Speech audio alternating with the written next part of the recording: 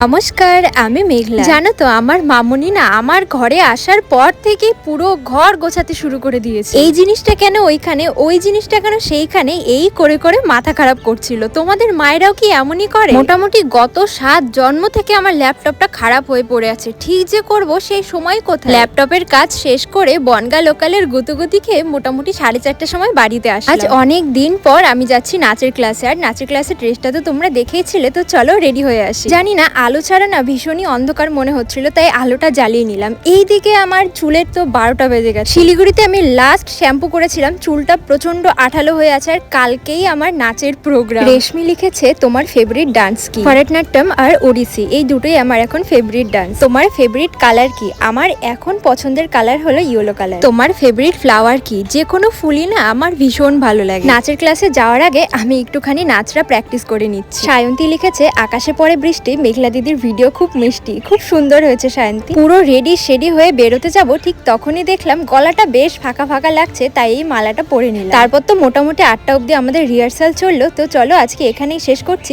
Radhe Radhe.